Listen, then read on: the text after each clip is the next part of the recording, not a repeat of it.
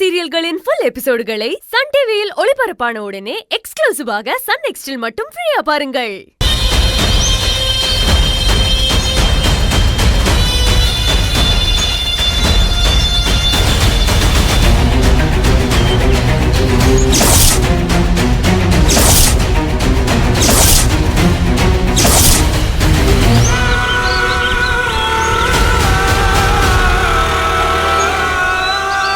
First night நடந்தாதானடி நீ 3 குழந்தைகளுக்கு அம்மாவாகி என்ன ஓரம் கட்ட முடியும்?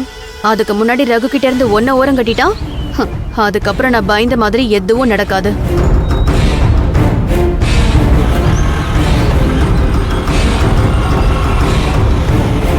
நிப்பாட்டு நிப்பாட்டு.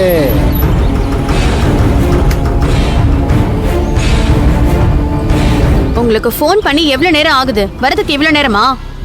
மேடம் நீங்க ஃபோன் பண்ணதும் டிலே பண்ணாம கிளம்பி வந்துகிட்டே இருக்கோம் மேடம். நல்லா வந்தீங்க போங்க. ஏன் மேடம் இவ்வளோ டென்ஷனா இருக்கீங்க? என்னாச்சு மேடம்? அந்த சிந்து என் வாழ்க்கையை கெடுத்து என் நிம்மதியவே தொலைச்சிட்டா. அதுக்கு அந்த செவந்தியும் பக்கபலமா இருந்து என்ன பழி வாங்கிட்டா. இப்ப என் வாழ்க்கை ஒரேடியா நிராதரவா அந்தரத்துல தொங்கிக்கிட்டு இருக்க. உங்களுக்கு இப்படி ஒரு நிலைமை வரும்னு நாங்க கொஞ்சம் கூட எதிர்பார்க்கல மேடம். நான் கூட தான் எதிர்பார்க்கல. போலி ஜோசியரை கூட்டிட்டு வந்து ஜாதகம் சரியில்லைன்னு சொல்லி கல்யாணத்தை நிறுத்திடலான்னு பார்த்தேன். அதுவும் ஃபெயிலியர் ஆயிடுச்சு. போலீஸ்ல கம்ப்ளைண்ட் கொடுத்து கல்யாணத்தை நிறுத்தலான்னு பார்த்தா அந்த செவந்தியோ குடும்பத்துல இருக்கிற எல்லாருமா சேர்ந்து போலீஸ் முன்னாடி என்ன பைத்தியக்காரி ஆக்கிட்டாங்க. கோயில நடக்க இருக்கிற கல்யாணத்தை தடுத்து நிறுத்தலான்னு போனா நான் எவ்வளவு சொல்லியோ கல்யாணம் நடந்து முடிஞ்சிருச்சு.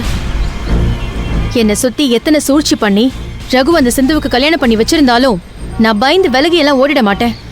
எதிர்த்து நின்னு போராடி ரகுவை திரும்பவும் எனக்கு சொந்தமாக்கியே தீருவேன். மேடம் உங்க வாழ்க்கையை பங்கு போட்ட அந்த சிந்துவை நீங்க சும்மாவே விடக்கூடாது மேடம். அவளை சும்மா விடக்கூடாதுங்கிறதுக்காக தான் நான் உங்க 2 பேரையும் வர சொல்லியிருக்கேன். அவளை என்ன பண்ணணும்னு சொல்லுங்க மேடம். கையை திருகி வீசணுமா இல்ல காலை உடைச்சி ஒரே இடத்துல படுக்க போடணுமா? அப்படி இல்லைன்னா அவ தலையை ஆப்போசிட் சைட்ல அப்படியே திருப்பி விடணுமா? என்ன செய்யணும்னு சொல்லுங்க மேடம்.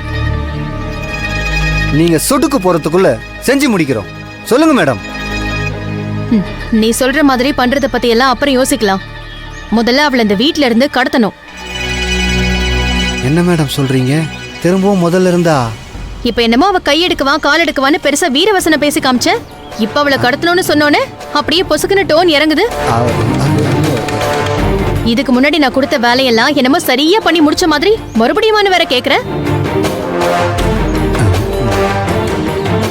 தப்பா நினைச்சுக்காதீங்க மேடம். வாய் தவறி ஒரு ஃப்ளோவில் சொல்லிட்டேன் மேடம். வாய் தவறி ஒரு வார்த்தையும் வரக்கூடாது. நான் சொல்ற வேலையில எந்த தப்புமே நடக்க கூடாது. ரகுவுக்கும் சிந்துவுக்கும் சாந்தி முகூர்த்தம் நடந்துடவே கூடாது. அதுக்குள்ள அவளை அங்கிருந்து நீங்க கடத்தியே ஆகணும். இது என் வாழ்க்கையில முக்கியமான கட்டம். அவங்க 2 பேரும் மனச கடந்து உடல் ரீதியா ஒண்ணு சேர்ந்துட்டாங்கன்னா அதுக்கப்புறம் எனக்கான வாழ்க்கையே இல்லாம போயிடும். என்னோட பதட்டமும் அவசரமும் என்னன்னு உங்களுக்கு புரியுதுல்ல? நல்லாவே புரியுது மேடம்.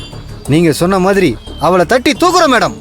இங்க பாருங்க, திரும்ப திரும்ப சொல்றேன், இதுல எந்த சொதப்பலும் நடந்துடக்கூடாது.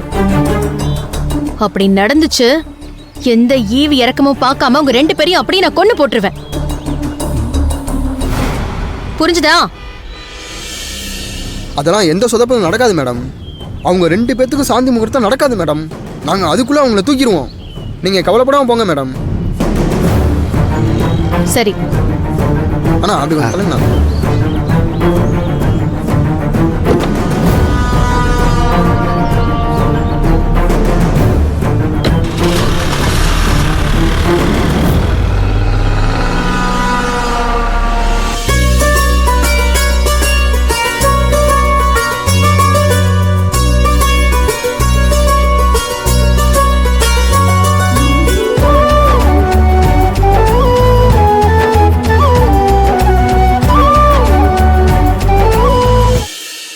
என்னம்மா இந்த பூர்ணி வரல?